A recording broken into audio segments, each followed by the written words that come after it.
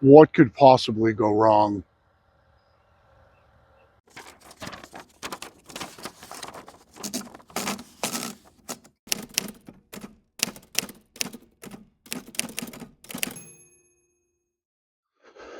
Welcome back to Mill.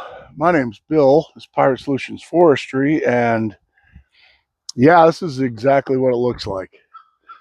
We have got a chunk of wood up here we have to cut for Matt Inman, another local tree company. This is for his dad for his birthday. His dad did this years ago and made some sort of spindly little table out of this piece of what I believe is either elm or beech, and we'll know after the first cut. I think it's elm, and I actually believe I may have the butt log of the tree that this came off of. But we're going to know after we cut it. There's a lot of challenges that go into holding on to this, and I'm going to show you just a few. Here comes a little miscreant. Little wanderer, Danny. So this cookie is not very parallel. Matt's dad, who's been in the tree business and a logger for a lot of years, cut this with a chainsaw years ago. And his mom wants this resurfaced. So basically what she wants is she wants this side skimmed and the other side skimmed so they're nice and parallel so they can give him something for his birthday. I guess this thing's been around for like 30 years or something like that. It is too wide this way for my mill to fit through, and it is too wide this way for my mill to fit through. And it's not long enough this way to fit on the bunks. So I did have to trim the corner there, but when this comes down, that was going to go away anyway. This is the most uneven side, so we're going to cut it first. As you can see, I just threw a couple of 4x4s under it. Originally, I had a backer board in there too to clamp it up against, but the backer board was too thick and I had no clearance on this side. I had no clearance to the point where I actually had to take an angle grinder and cut the bottom off that clamp handle because it won't clear that nut sticking out on that bolt on the bottom of my carriage. I tried a lot of different configurations and ways to get this thing set, and this is going to work the best. I can still operate it from here. I think I'll just round off that bottom, and then I'll have a clamp here for situations like this anyway, and it gives me the ability to clamp way out on a big log where these things tend to bump into this when it's clamped low, and it bumps into this when it's clamped higher. So we cut that off. We stuck some oak that was just sitting around here on the ground. I screwed down to kind of hold it or somewhat capture it. We don't want it to spin. And we have our manual clamp on this side stuck in this corner right here in a real good spot. And I just rub on this right here. Just looking at it, kind of looks like beech. But we're going to know in a minute. So I rub basically going across here. I just clear right here. But as you can see, as you come down on this top, because this is going to come down to get that low spot, this is probably going to come down about that much. So that would go away anyway. After we get our first cut, we basically have no more clearance issues. It's smaller on the other side than it is on this side. If you look across it, I don't know if you can see the big dip in it, but I lowered the band down on to the low spot. It touches at 10.5 over here, and there's still a gap on the other side. So it looks like it's going to come down to 9, but I'm going to try a skim cut at 10 first and see how it behaves. Once we get the top cleaned up, I think we're gold. So that's what we got going on. I have a freshly sharpened Stella Cut band on here. I was going to run an older Stella Cut band, but I think this is going to scrape across the best. We got to go slow here. I didn't want to use the Silvertip Turbo 7 because they have a little bit more aggressive cutting action on them, and I don't want anything to grab this thing. I want to scrape through it.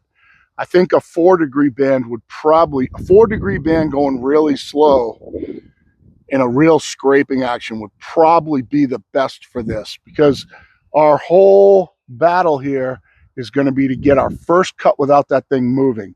If we can do that, I think we're gold afterwards, because then will be smaller. We won't have clearance issues, and we can get it clamped down really good. And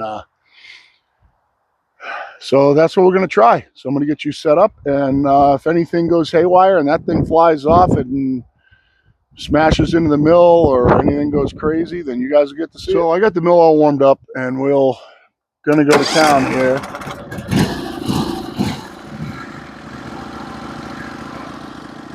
I'm going to come down to 10, see if I can get a scale. I'd rather do this top cut in one cut, but I really want to see how it behaves first. I don't think the whole thing's going to clean up at 10, but then we'll have a good idea where we're going to drop down to. So let's try it.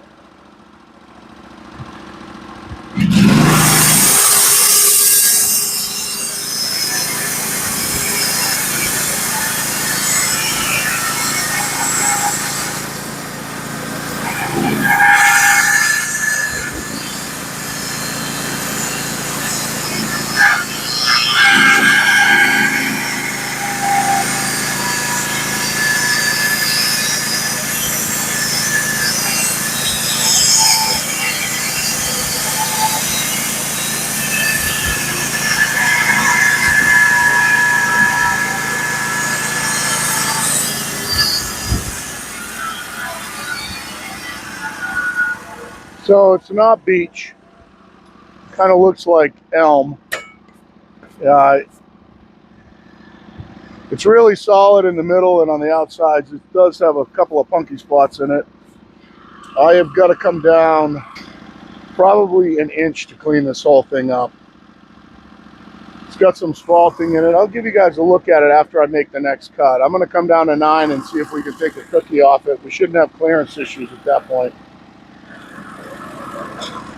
It didn't move, so that was good. And this band is just we're gonna have to just kind of go as slow as we can to try to keep it cutting flat here, because I have no support on it at all.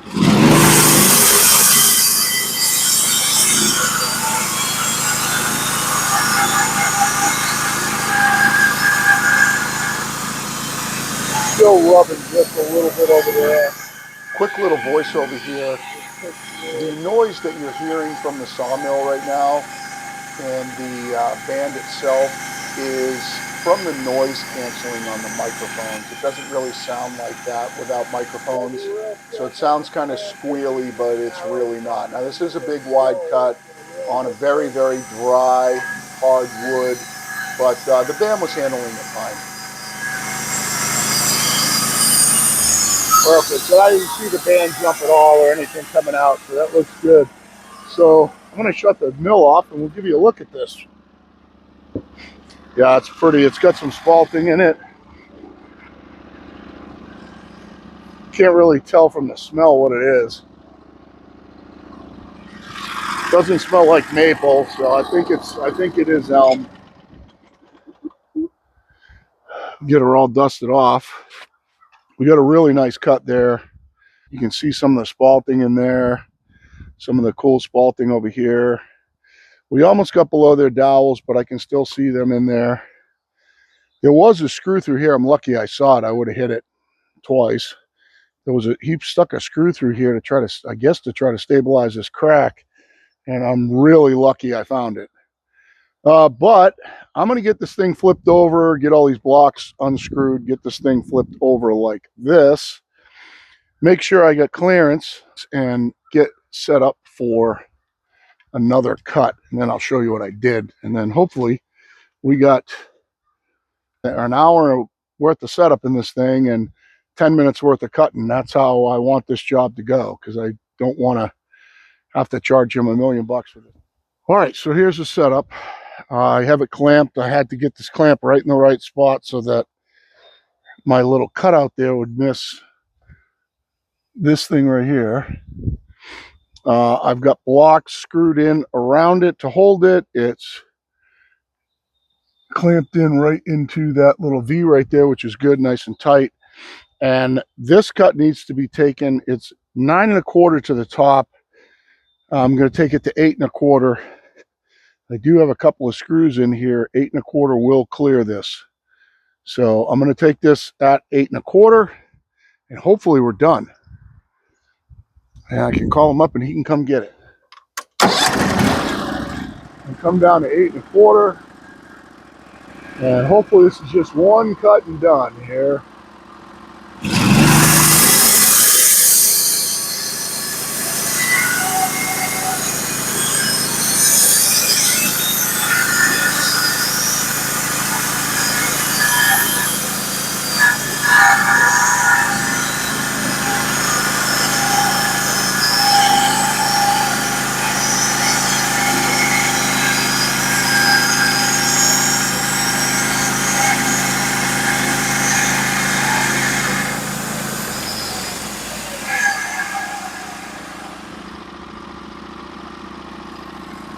Man, I'm rubbing over there a little bit. I don't know that I'm going to clear. Shit.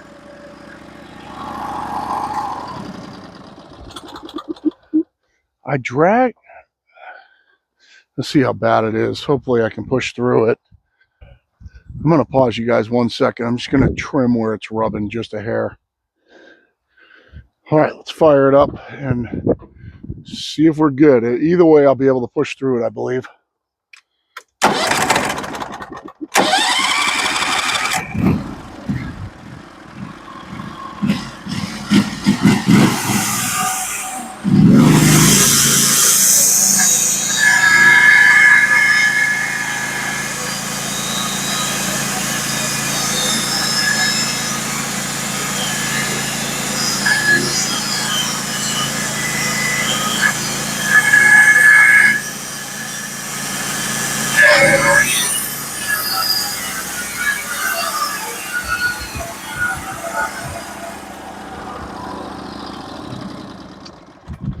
This was still rubbing a little bit on the backside. I didn't want to get any of that trim into that piece. Wow, it's pretty.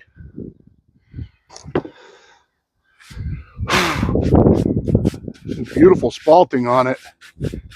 Wow, it's going to be a nice piece. He's going to be glad he did this, I think.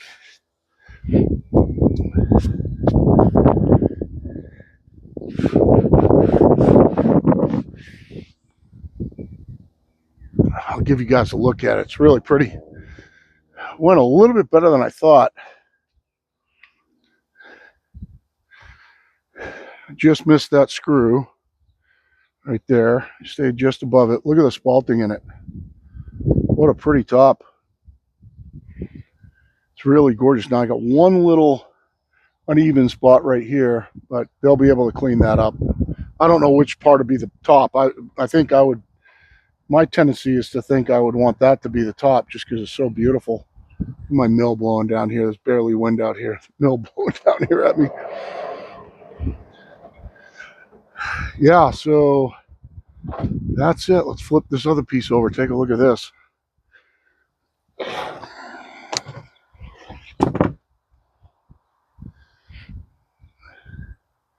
Really pretty stuff. I believe it's elm. I'm mostly sure it's elm. And like I said, it came out really flat except for that one thing right there. I kind of had to,